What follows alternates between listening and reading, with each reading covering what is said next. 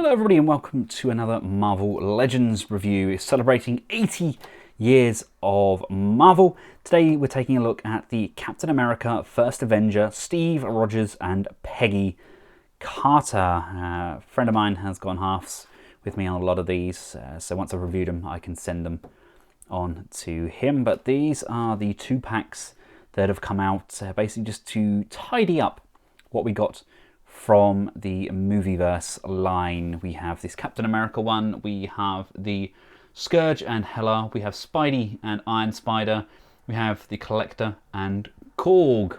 So I will include a playlist for all of these 80th anniversary packs. But quick look around the box, we've got Steve on the side there, we've got Peggy on there, Captain America, and again Peggy on the side. I'm a bit annoyed that they've given us the kind of the movie Peggy. I would have preferred her from Agent Carter. I just feel like it kind of captured her as a person a lot better. But hey, we should just be glad that we've got a Peggy Carter figure finally. Without further ado, let's crack this open. And here we have them both out of their plastic prisons. Now, you may be looking at Steve Rogers and think, God, I've seen that torso somewhere before. Yes, you have. There are a lot of the same parts used for that Steve that we got for the legendary Riders Captain America. I mean, they share a lot of the same sections, just mainly different paint applications. If we bring in legendary Riders Cap there are a lot of similarities there. Obviously the upper torso is different, the central piece, but the arms are very much the same. The trousers, even as far as the belts, etc., it's all very much the same. Shield has been done slightly differently. This is definitely much more of the movie style. And of course we get the movie accurate heads, but even the helmets are very, very similar. This one's got the sculpted goggles on, but in essence they are still both exactly the same. So in theory we should be able to just pop this off, and for those wanting okay, the head looks way too long for that body, which is a shame. I was hoping that would kind of work a bit better than that, but you can't win them all. It's still a good head sculpt on there at the moment. I might see if I can get the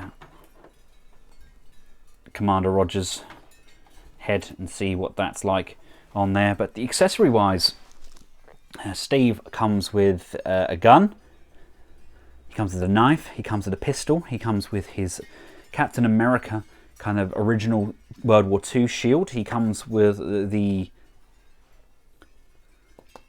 sample shield, which is obviously unpainted.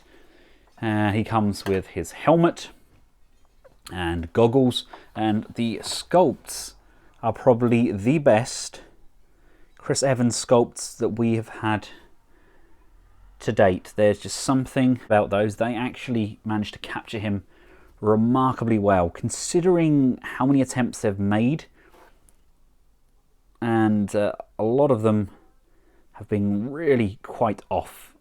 This one just, I don't know, they've done a much better job, more so on this particular head than the one that comes standard of the body. I'll compare the two in a minute. Hayley Atwell is not really there. I'm not really a huge fan of what they've done with her. She's very restricted being in this. It reminds me very much of kind of a Star Wars outfit with the skirt, etc., because there's no real play in it. Not even a split up the back there. So the legs have been painted in this colour as well by the looks of things. She's got the tights going down. There's a lot of motion on the upper torso there. It just feels very rigid, and she almost feels like an accessory, which she shouldn't be. You know, she's a really great, strong character. Especially in Agent Carter, the series, it done her the world of good. I think it was done exceptionally well, and I just can't help but think that she's slightly underwhelmed. She's more of just a piece that you put on display just as a background character as opposed to being more involved in the action scenes.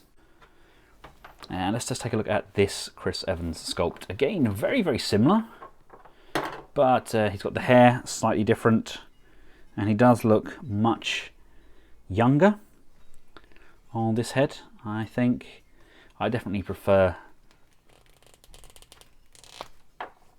this sculpt.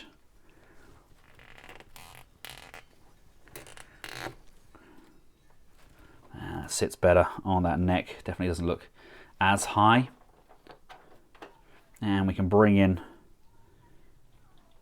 his cycle helmet as well. He actually looks really good with the motorcycle helmet on. Same articulation as before, really nice abdominal crunch up there and a waist rotation, which I think is actually should be the kind of go-to for figures now.